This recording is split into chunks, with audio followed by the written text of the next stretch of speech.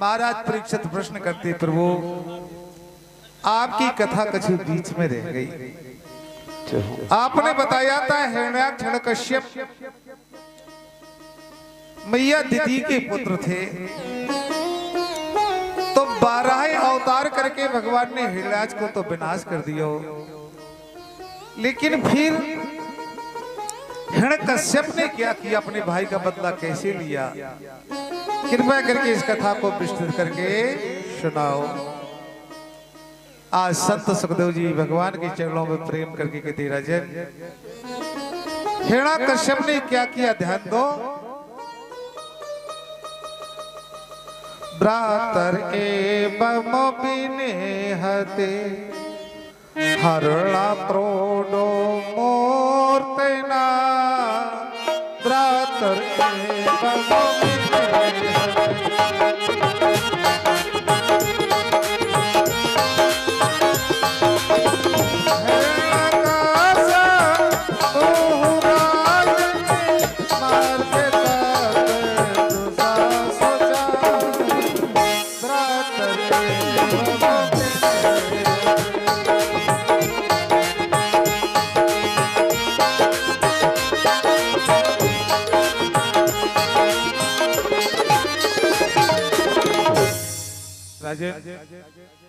जब हिरण्यकश्यप ने सुना कि हमारे भैया को विनाश वैकुंठवासी ने छल कपट करके 12 रूप धारण कर दियो, तो हिरण्यकश्यप ने अपने आसुरी मंत्रियों को बुलाओ, असुर मंत्रियों को, और मंत्रणा करने लगा। पूछने लगा, मंत्रियों भो भो दानव देते दो मूर्धनि शंबरः, सतवाहो है ग्रीव नमचे पाकियल वेला।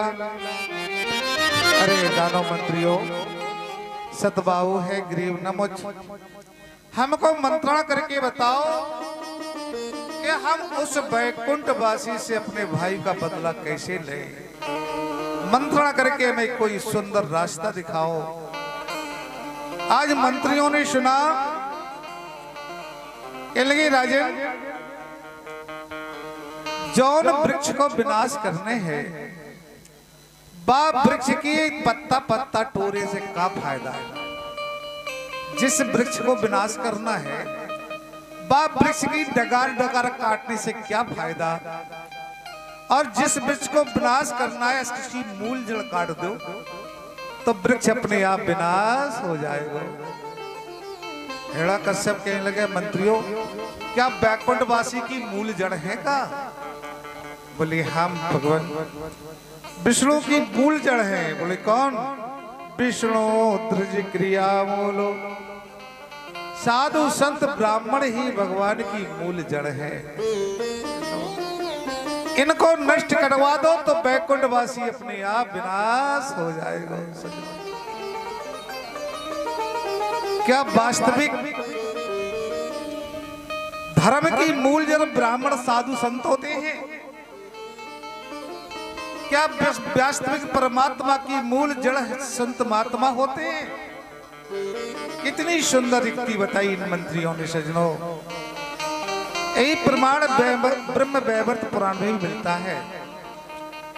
ब्रह्मणो हृदय विष्णु अविष्णु मपि सेवा स्मृता। ब्रह्मा जी के हृदय में नारायण का वास है, ध्यान रखना।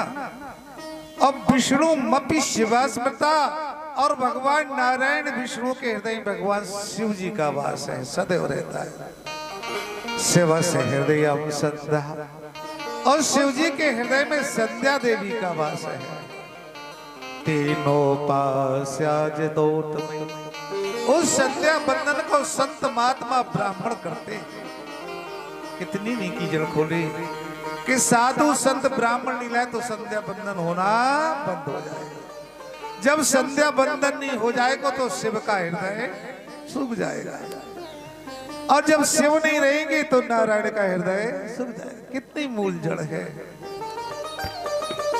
सज्जनों। मंत्री बड़े चतुर हैं, चाहे वे त्रेता के हों चाहे सतयुग के हों, चाहे द्वापर के, चाहे कलयुग के, मंत्री बड़े चतुर होती है, अपना काम बन जाए बस। एक तो दुष्टात्मा वैसी था हिरण्यकश्यप, और उसको दुष्कार्य करने के लिए प्रेरित कर रहे कि साधु संतों का विनाश कर, ब्राह्मणों को विनाश करवा दो, क्योंकि मंत्री बड़े चतुर होते हैं। कैसे चतुर? इस कलयुग में एक राजा के 4 मंत्री थे, लेकिन राजा बड़ा चतुर था। राजा राज के कार्य स्वयं करता, कहीं पुल बनता स्वयं बनवाता था, सड़क गिरनी स्वयं, मंत्रियों से नहीं कहता था। सारे मंत्री कहने के भैया तनख्वाह में कैसे गुजारो, जब पुल बनवावे मिले तो हमें कमीशन मिले, सड़क को कमीशन अकेली तनख्वाह में कैसे मिले? राजा कोई काम ही नहीं दे रहा है। एक बूढ़ा मंत्री बोला राजा से काम हम निकाल सकते, बोले नहीं निकाले, वो तो बहुत चतुर है। बोले तो मंत्री का काम क्या तुम अगर राजा से काम नहीं निकाला?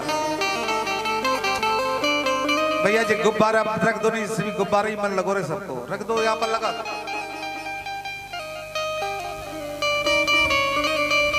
आज बूढ़ा मंत्री कहीं लगा राजा से काम हम निकलवाएंगे, बोले निकालो। बूढ़ा मंत्री पहुंचा राज दरबार में, महाराज सिंहासन पर बैठे हुए राजा साहब। बूढ़ा मंत्री ने कहा साष्टांग दंडवत गिर गिर के प्रणाम करने लगा, उठे फिर गिरे उठे। राजा ने कहा मंत्री आज बड़े प्रेम से दंडवत कर रहा है, क्या बात है? बोले महाराज क्या बताएं, आपका ये सुंदर अंग जब सिंहासन में इतना सुंदर लगा था, इतना सुशोभित हो रहा था कि मानो देवराज इंद्र ही राज सिंहासन पे बैठे। लेकिन महाराज ने एक कमी है, बोले का? बोले जा सुंदर अंग में जा साधारण पोशाक अच्छी नहीं।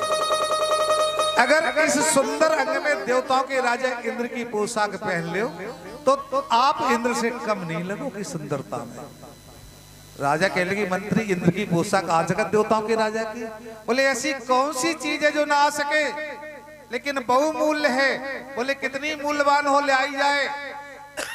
बोले हमें 200 मुद्राएं दे जाए सोने की, 200 मुद्राएं, 200 सोने की मोहरें दे दी गई। मंत्री ने 1 मास का समय रख दिया कि 1 महीने लेके आएंगे। सब मंत्रियों ने 50-50 बांट ली सोने की मुद्राएं मोहरें। अब जब दिन का समय था सब मंत्री घबरा रहे, अब इंद्र की पोशाक कैसे आए? लेकिन वो बड़ा चतुर था, उसने एक सुंदर पेटी बनवाई, मखमल लगवाई, एक आध हीरा लगा दिया, और जब सभा में पहुंचा तो सभासद सब खड़े, बोले चलो देवताओं की राजा इंद्र की पोशाक आ रही, चलो भैया हम देखें, कबू देखी नहीं है। अब तो सभा में भीड़ हो गई, भीड़ भाड़ मच गई। जैसे ही मंत्री आया सबने देखा भैया रखने की वस्तु इतनी महंगी है, इतनी अच्छी है, तो पोशाक कितनी सुंदर होगी। राजा भी बड़े प्रसन्न। एक सेवक से भैया इस पेटी को खोलो, पोशाक निकालो, सबको दिखाई जाए देवता की राजा इंद्र की पोशाक। आज वो सेवक चला, बूढ़ा मंत्री बोला ठहरो। क्यों? बोले देवताओं के राजा इंद्र की पोशाक साधारण नहीं है, ये पोशाक उन्हीं को दिखाई देती जो असली बाप के हों, और जो असली बाप के उन्हें नहीं दिखाई देती। अब सेवक गया, संदूक खोली, वो तो खाली, वहां में कछु नहीं है। अब वो सेवक कहने लगो हम तो कह दे के हमें कछु नहीं दिखाई दे रहा, तो हमारी हंसी हो कि जी असली बाप की नहीं है। तो वो झूठी कहने लगो बाबा कितना बढ़िया कोट है, ऊपर तक ना झूठी हाथ करे, कितनी बढ़िया पर्दनिया। अब सारी सभा देखने लगी, बोले हमें कहा नहीं दिखाई दे रही। सभा कहाँ, सभा सद अपने अपने मन में सोच रहे, हमें लगा हम असली बाप के नहीं है। अगर जा कह दे नहीं दिखाई दे तो हंसी हो जाए समाज में, तो सारी समाज चिल्लाने लगी बाबा बहुत बहुत बढ़िया कोट है, बहुत बहुत बढ़िया पोशाक है। राजा बोले सबको दिखाई दे रही, हमें कहीं नहीं दिखाई दे रही। राजा कह रही सभा चिल्ला रही, सब चिल्ला रही, हमें कहीं नहीं दिखाई दे रही। राजा बोले हम कहीं देते कि हमें नहीं दिखाई दे रही, तो हमारी का ना हंसी होगी असली बाप की नहीं है।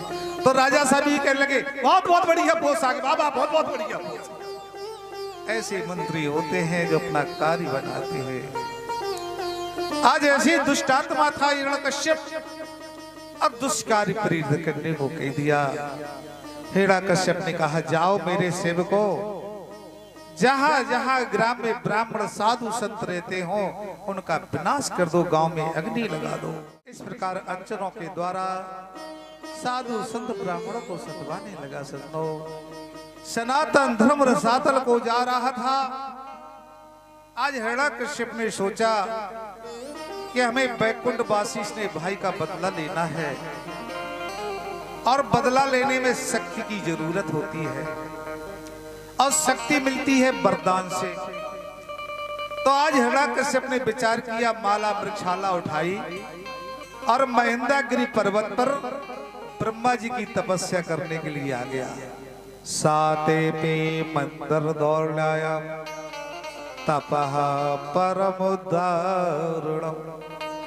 कठिन तपस्या करने के लिए उद्यत हो गया। एक वृक्ष के नीचे आसन बिछा दिया, माला हाथ में ले ली, कमंडल रख लिया।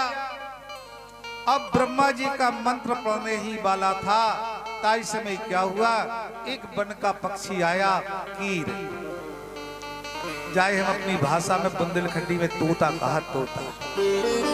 आज वो कीर पक्षी आया, डाल पर बैठ गया और उच्च स्वर में कहने लगा, नारायण नारायण नारायण। हिरण्यकश्यप ने सुना, हाजा दुष्ट पक्षी हमारे शत्रु को नाम ले रहा हो, तो अपनी बाहु के द्वारा वह पक्षी को भजा दो, उड़ा दिया।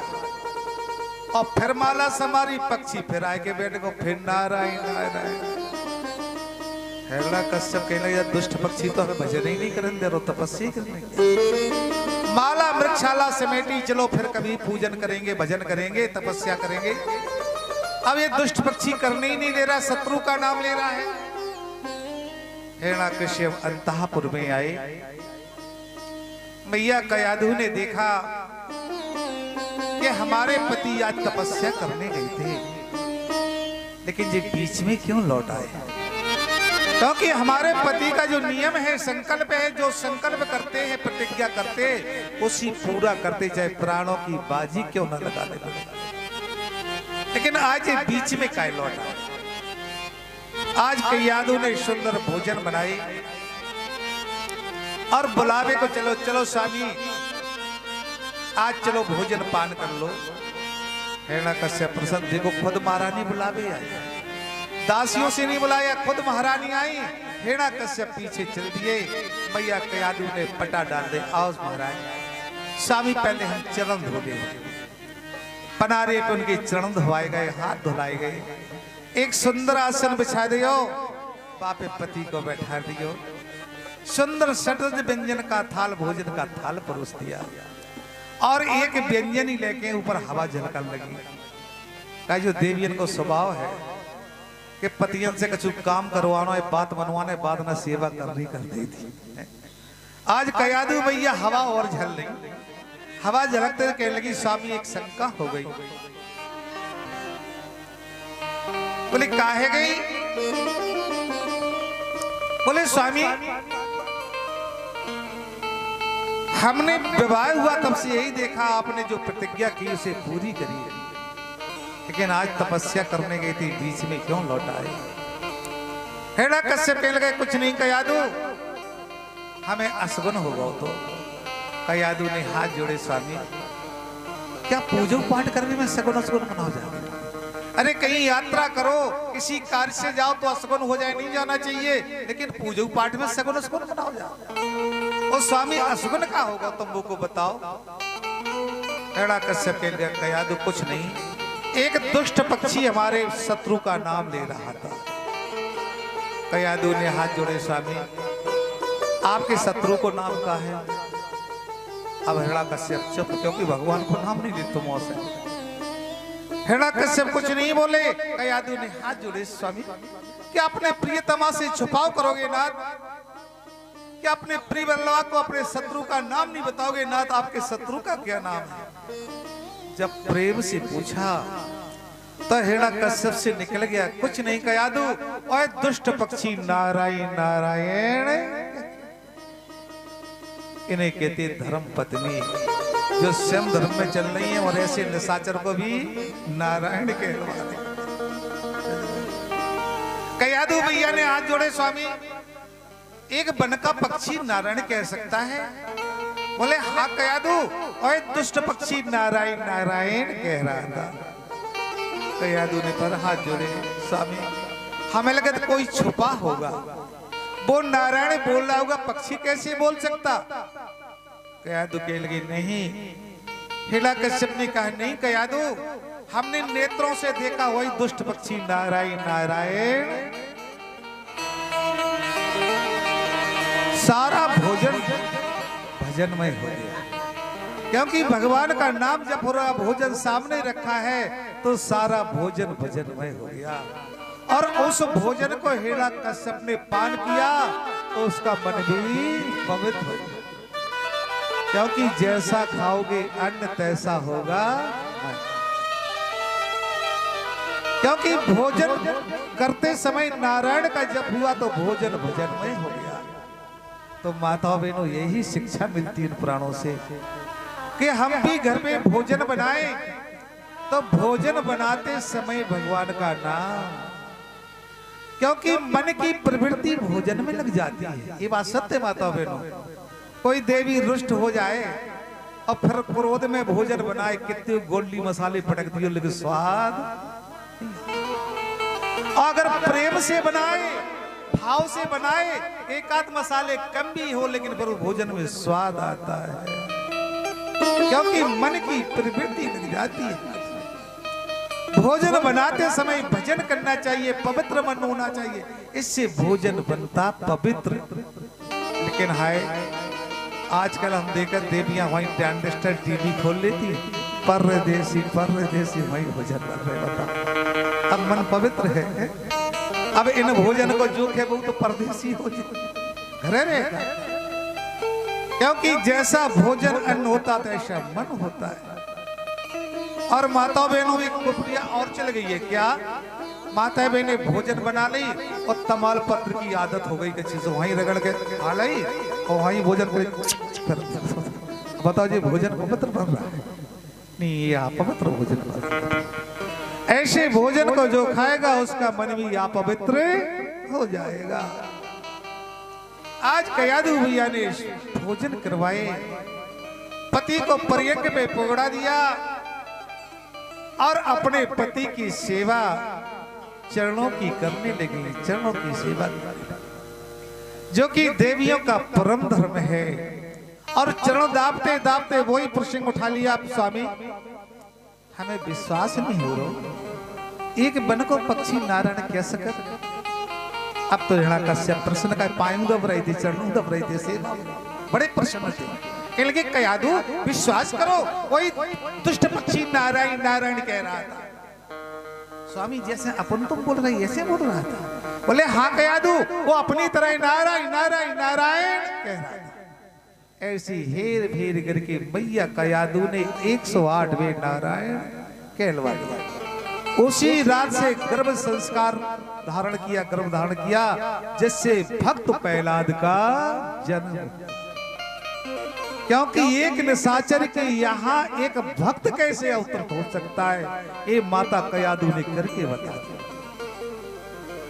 क्योंकि मन की प्रवृत्ति ही उदर में आती है। आज नारायण शब्द हो रहा था इसलिए भक्त का जन्म हुआ। हिरण्यकश्यप ने देखा हमारी तपस्या अधूरी है। हिरण्यकश्यप फिर तपस्या करने के लिए चल दिया। सुखदेव जी कहते हैं राजन साथे पे मंत्र दौड़ाया तपा परम दारुण साथे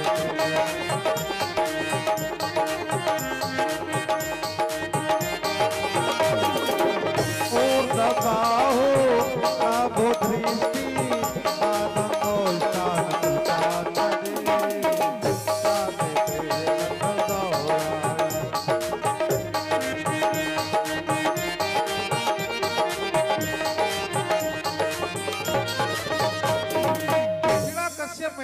पर्वत पहुंचा। कैसा? ऊर्ध्व बाहु, अपने हाथ आकाश में उठाया, नवो दृष्टि आकाश की ओर देख रहा था। पादांगुष्ठान सितानपति, सारे शरीर को दाहिने चरण के अंगूठा के सिर्त बनी नख ही अपनी पर सहारा लिए था। नख के सारे शरीर को नख के सहारे खड़ा था। और आज ब्रह्मा जी की कठिन तपस्या करने लगा हिरण्यकश्यप। तपस्या करते करते आस पास घास उगाई शरीर में दीमक लग गई, लेकिन पवित्र मन से तपस्या कर रहा है, उसका तेज निकला, तपस्या का, देवताओं का तेज नष्ट होने लगा। सारे देवताओं ने ब्रह्मा जी से कहा, ब्रह्मा जी अपने भक्त को वरदान दे दो, नहीं उसकी तपस्या के तेज से मेरा तेज नष्ट हो रहा है। आज ब्रह्मा जी आए महेंद्रगिरी पर्वत पर, आज उसे तपस्या करते देखा, ब्रह्मा जी प्रसन्न हो गए, शरीर में वामी लगी है। ब्रह्मा जी ने कमंडल से जल बखेरा तो उसकी शरीर की वामी धुल गई। ब्रह्मा जी के लिए, उठो कश्यप नंदन, कष्टो तिष्ठ भद्रम ते तपः सिद्धोसि कश्यपो, वरदो अहन प्राप्तो, हमसे वरदान मांगो। हिरण्यक कश्यप ने ब्रह्मा जी की बात सुना, आकाश में देखा, सादृक्षांबरे हंस बाहं संसद, हंस पर बैठे हुए ब्रह्मा जी वेदों को हाथ में लिए हैं, माला कमंडल लिए हाथ में। आज ब्रह्मा जी को प्रणाम करने लगा। लेकिन ब्रह्मा जी अगर प्रसन्न हो भगवान तो हमें अजर अमर होने का वरदान दे दो। ब्रह्मा जी ने कहा, हिरण्यकश्यप ये वरदान नहीं दे सकता। क्यों? अजर अमर तो हम भी नहीं हैं। जब हम ही नहीं है तो हम वरदान कैसे दे सकते हैं? और कोई वरदान मांगो। विचार करके हिरण्यकश्यप विचार करता है, बोले तो ब्रह्मा जी में ये वरदान दे दो। क्या? बोली, ना अंतर बहिर्देव नक्त मन श्रद्धा पिचायोदय। बोले ना हम अंदर मरे, ना बाहर मरे, ना किसी अस्त्र से मरे, ना किसी शस्त्र से मरे, ना भूमौ ना अंबरे, ना हम पृथ्वी पे मरे, ना हम आकाश में मरे। मृतई न रहे ना मर के रपी, ना कोई मनुष्य देवता मारे, ना कोई पशु मारे, हमारी मृत्यु ना हो, यही वरदान दे दो। ब्रह्मा जी तो अलग वो हाय जो तो आ जाएगा, मेरे वरदान भरी नहीं रोके हम मरेंगे, सभी चीज जाने मांगना। आज ब्रह्मा जी ने अपने हृदय में नारायण के स्मरण किया, हे प्रभु हमारे भक्त ने कठिन तपस्या की, अब हम इसे इसी वरदान को दे रहे हैं, अब जैसे इसका कल्याण हो तुम ही करना। हृदय में नारायण का स्मरण करके और ब्रह्मा जी ने एवमस्तु कह दिया और ब्रह्मा जी अंतर ध्यान हो गए। बोले ब्रह्मदेव भगवान की जय हो। हिरण्यकश्यप ने माला वृक्षाला हुई अंतःपुर में आए, थोड़ी आसनी सेना सजाई और सीधे स्वर्ग में धावा बोल दिया। देवतन ने देखो हाय जो वरदान के कारण मरेगो नहीं, सो सारे देवता बिना हथियार डाल के स्वर्ग से भाग गए। सजनों, गुफाओं कंदराओं में जीवन यापन कर रहे हैं और हिरण्यकश्यप एक ही मुकुट से तीनों लोकों का राजा बन गया और सारे संसार में कह दिया कोई ईश्वर नहीं है, कोई सर्वशक्तिमान नहीं है, मैं ही सबका ईश्वर हूं, मैं ही सर्वशक्तिमान हूं। पूजा जप तप नियम संयम सब मेरे नाम का होना चाहिए, कोई दूसरा नहीं है, मैं ही सर्वशक्तिमान हूं। इस प्रकार अनाचार फैलाने लगा। सारे देवता गुफाओं कंदराओं में छुपे सनातन धर्म रसातल को जा रहा था। सारे देवता गुफाओं कंदराओं में छुपे प्रभु से प्रार्थना करने लगे, हे प्रभु क्या हम इन्हीं गुफाओं में जीवन यापन करेंगे नाथ? क्या कभी हमारा स्वर्ग मिलेगा? दीन बंधु कृपा करो। और वो करुणा क्रंदन करुणा सागर के कानों पहुंच गए। आकाशवाणी होने लगी, देवताओं मां भैष्ठ विभुष्ट श्रेष्ठ सर्वेशा भद्रमस्तु वहा। अरे तुम चिंता मत करो, दुखी मत हो, हमारे अवतार लेने का समय आ गया है। मेरा अवतार कब होता है? भगवान कहते हैं यथा देवेषु वेदेषु घोष विप्रेषु साधुषु। जब जब धर्म की हानि होती है, साधुओं को सताया जाता, गायों को सताया जाता है, वेदों के मार्ग पर जीव नहीं चलते, सनातन धर्म को रसातल को जाता है, तब हमारा अवतार होता है। यही तो गीता में बताया, यदा यदा ही धर्मस्यो ग्लानिर्भवति भारतो। ये अर्जुन, जब धर्म की ग्लानि होती है, अधर्म छा जाता है, तब हमारा अवतार होता है। आज देवता उस दिशा को प्रणाम कर रहे हैं, सोच रहे हैं भगवान ने कह तो दिया मेरे अवतार होने का समय आ गया, लेकिन होगा जाने कब, क्योंकि इस दैत्य के मारे एक क्षण एक वर्ष के समान व्यतीत हो रहा है। अब जाने कब होगा, कहाँ होगा। भगवान देवताओं के हृदय की बात जान के कहने लगे, देवताओं मेरा अवतार कब होगा, ध्यान दो। अरे देवताओं, जब ये अपने पुत्र प्रहलाद को सताएगा बिना पैर के, तो अपने भक्त को बचाने के लिए मेरा अवतार होगा। आज देवता प्रणाम करते हैं। सुखदेव जी कहते राजन, उस दैत्य के 4 अद्भुत पुत्र थे।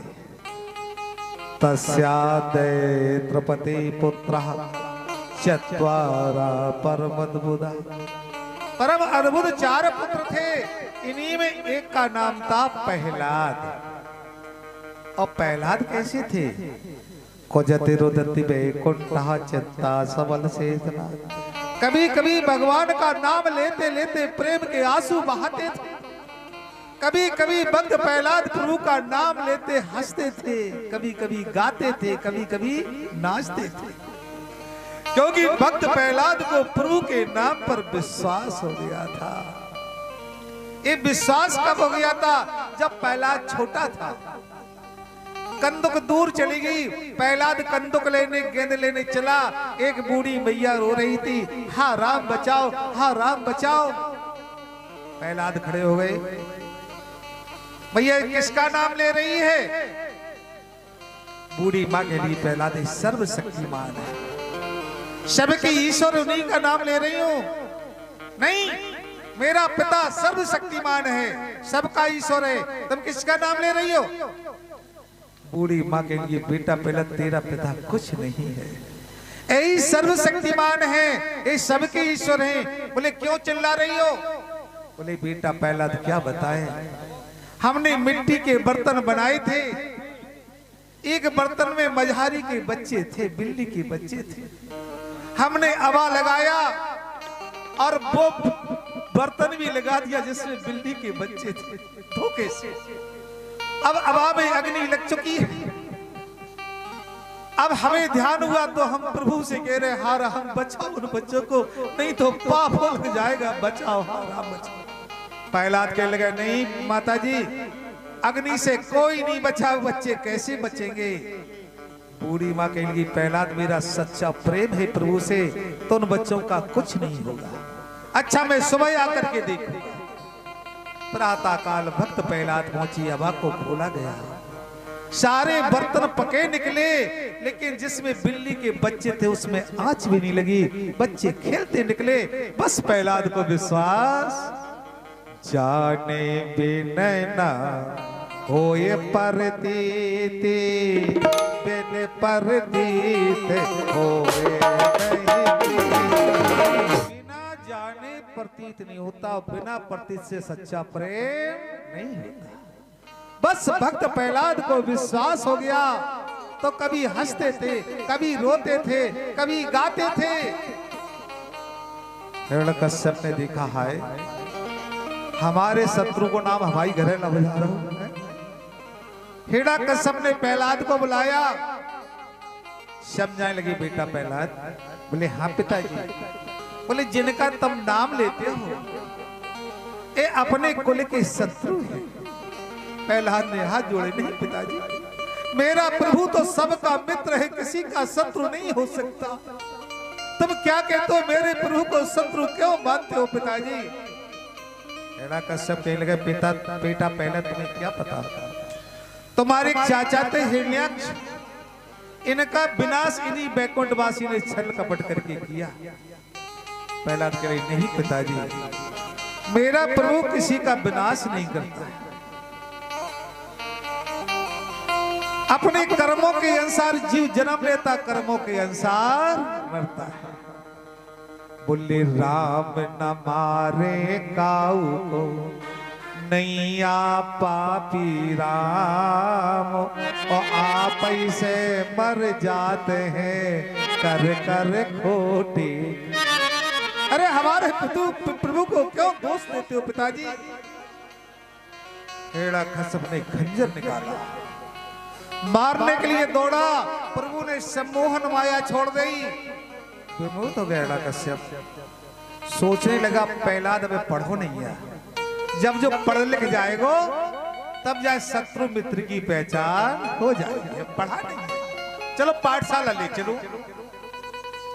हिरण्यकश्यप ने प्रहलाद की बाहु पकड़ी, पाठशाला ले गई। सजनों, यहाँ सांडा मर्ग गुरु शुक्राचार्य के पुत्र पाठशाला जो आसुर बालकों को पढ़ाते थे।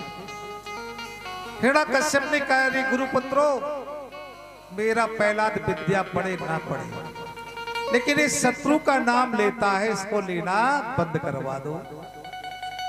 सांडा ने कहा, राजन ऐसा ही होगा। छोड़ चले प्रहलाद को पाठशाला में। अब गुरु महाराज पहले दिन की पढ़ाई पढ़ा रहे भक्त प्रहलाद को। पार्टी मंगाई गई, घड़ी मंगाई गई।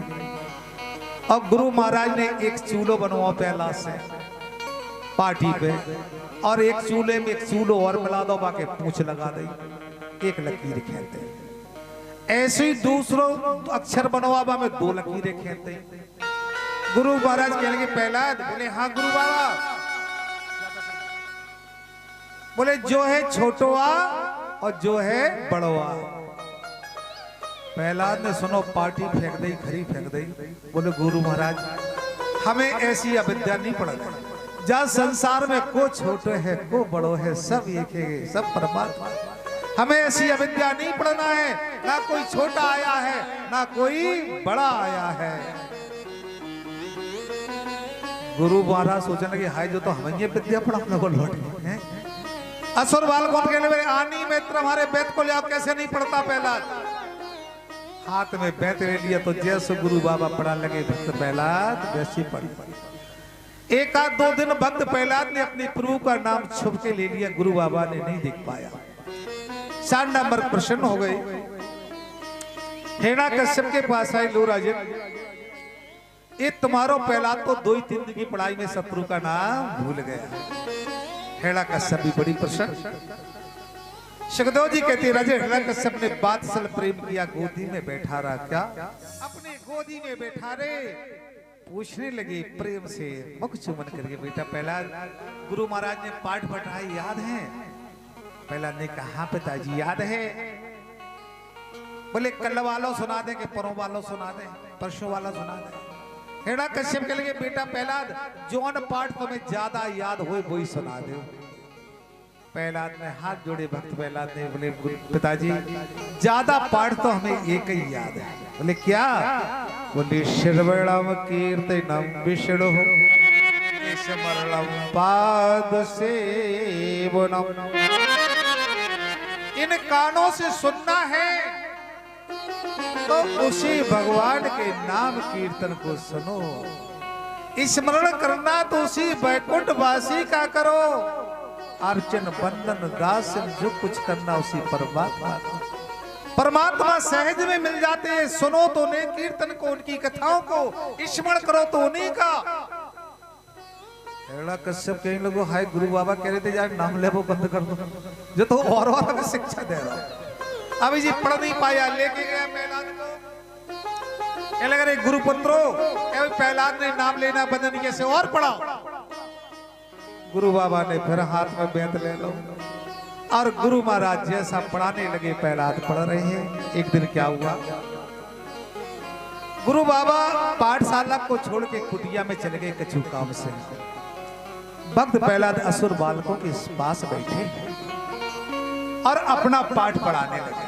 भैया, दुर्वो मानसो जन्मा तदवि ध्रुवम मर्थदम। ये मनुष्य जन्म दुर्लभ है, हर समय भैया नहीं मिलता है। 84 लाख योनियों को गुजरने के बाद बड़े भाग से मानव तन मिलता है। इस मानव तन को प्राप्त करके भैया इसका फल प्राप्त कर लो। दुर्लभो मानसो जन्मा, ये जन्म हर समय नहीं मिलता। लेकिन विचार करो, अपने मानव तन पे ऐसी क्या विशेषता है जो देवता चाहते हमें मनुष्य बना दो, वेद बड़ाई करते हैं। कभी विचार किया अपने मानव तन में ऐसी कौन सी चीज विशेष लगी है जिससे देवता भी चाहते हमें मनुष्य बना दिया जाए? वेदों ने बड़ाई की है, बड़े भाग है। तुम विचार करो, विचार करो सज्जनों, अपने इतने श्रोता बैठे, मनुष्य बैठे, और गांव से 2 4 10 को आ जाए तो सबको यहीं बैठा लो, खड़ो को नहीं होगो है। लेकिन विचार करो, इतने अगर नांग को बच्चा आ जाए तो भर्रो पड़ जाए, कू बैठो नहीं रहे। तो क्यों लिखा बड़े भाग मानस तन, लिख देते बड़े भाग नांग तन पावा जहां से संडरात है। क्यों लिखा बड़े भाग मानस तन? और विचार करो, परिश्रम कियो, इस मानव तन को कठिन परिश्रम करना पड़ता है। ईंटें, सरिया, सीमेंट ढोने पड़ता, तब कहीं भवन का, मकान का सुख मिलता है। पसीना डालने पड़ता, तब कहीं भवन का सुख मिलता है। लेकिन एक ऐसा तन बनाया ब्रह्मा ने, भाई कछु नहीं करने पड़े, जैसे छिपकली। अब बताओ, काऊ ने देखो जानी ईंटें के तसला दे कमों के सीमेंट ठसिया, दो पसीना डालो है, चाहे वो इखंडा में, चाहे वो सतगंडा में। फिर क्यों लिखा बड़े भाग मानस तन? लिख देते बड़े भाग छिपकली तन पावा जाए, कछु नहीं करने पड़े। हम किसी के भवन में रहते, मकान में रहते, तो हर महीना किराया 3000 4000। साची बताओ, छिपकली से कौन किराया मांगो तो इतने दिन से रही जब किराया दे। फिर क्यों लिखा बड़े भाग मानस तन? लिख देते बड़े भाग छिपकली तन पावा। और विचार करो सज्जनों, स्वाद के लिए मानव तन को हम आपको अगर स्वाद लेने हैं तो हलवाई की दुकान पे जाने पर मूल भाव और नगद नारायण देने पर तब तुम रसगुल्ला बर्फी को स्वाद। लेकिन एक तन ऐसा बनाया ब्रह्मा ने 84 लाख योनियों में, कौन? बर्रैया, ततैया, चाहे वो रसगुल्ला को स्वाद ले, चाहे बर्फी पे।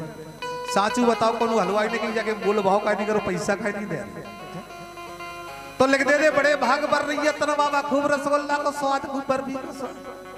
सजनो, अपने मानव तन में विशेषता क्या? विचार करो सज्जनों, हमें हर तन में माता पिता भाई बंधु सब कुछ मिल सकते हैं, लेकिन ज्ञान नहीं मिल सकता। और संसार के जो तन है वो भोग योनि है, योग योनि नहीं है। और मानव तन में योग भी है और भोग भी है। इस ज्ञान के द्वारा हम भजन कर सकते हैं, अर्चन कर सकते हैं और परम धाम प्राप्त कर सकते हैं, क्योंकि हमारे पास ज्ञान है और तनों में ज्ञान नहीं होता है। आज भक्त प्रहलाद कहते हैं, भैया बड़े भाग से मानव तन मिला है, दुर्लभो मानसो जन्मा, तो इस मानव तन का फल प्राप्त कर लो। असुर बाल करने का भैया जाको फल का हो। आज भक्त प्रहलाद कहते भैया बड़े भाग से मानव तन मिला है, इसका फल है भगवान का भजन।